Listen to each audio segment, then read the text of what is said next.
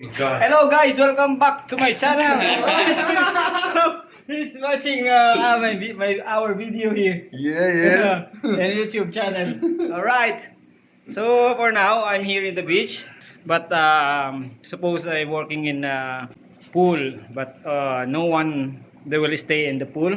So for now, I just learning with Peter Pan. All right. Yes. So this is our beach now, and also my friend as well. This is my friend. He also watching our video last previous day. So we are talking about bus, yes, before, but now we are talking here in beach. So hoping that the beach will be full today or tomorrow, so we can. I just want to learn some works here, and also yeah, and also my friend they will. All right, rock and roll to the world. Alright.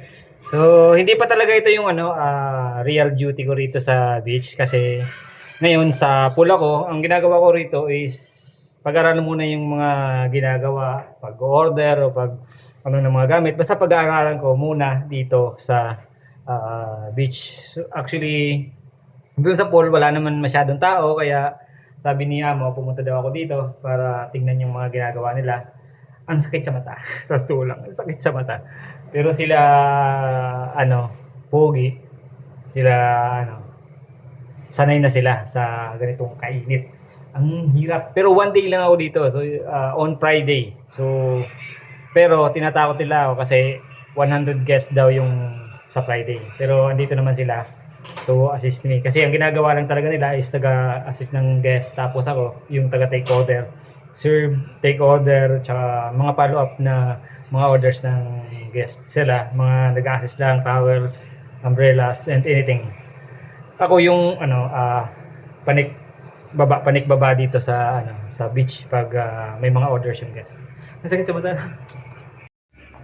And then, yung mentor ko today is si Mr. Peter kasi mostly siya dito yung naka-duty sa sa beach. Wala si Mr. Antonio Banderas ngayon. So si Mr. Peter Pan today ang mag-training sa akin kung ano mga ginagawa. Now, tapos na kami sa mga table numbers. So ibinigay nila kung anong mga table numbers para sa pag nag-order, at least makita mo dun sa telepono. Hindi mo na pupuntahan. Ngayon, pwede mo silang puntahan for clarification na yun ang order nila o may dadagdag sila. Andito ako sa pool ngayon. Dito yung pool namin. Wala ring tao for now. Kasi parang maaga pa. Siguro gabi meron mga night swimming. So dito yun. Maliit lang. Pero maliit lang yung pool namin. Yan yung capacity.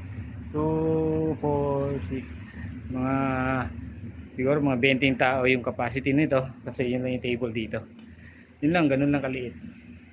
Ito naman yung labas ng pool, tapos papunta doon, tapos pagbaba doon sa beach, tapos Giardino. Yung Giardino na sinasabi is for lunch only. Tapos may terrace kami doon yung para sa breakfast. Yung lagi kong pinagdudutihan. But for now, binibigay na sa akin ni boss yung mga duty na hindi ko pa alam, lalo na bago sa akin. So tulad ng pool, sa 3 araw ako dito, tapos sa beach on Friday, tapos balik ako sa restaurant. Kumbaga binibigyan niya ako ng time to familiarize all na sa lahat ng facilities dito. Yun.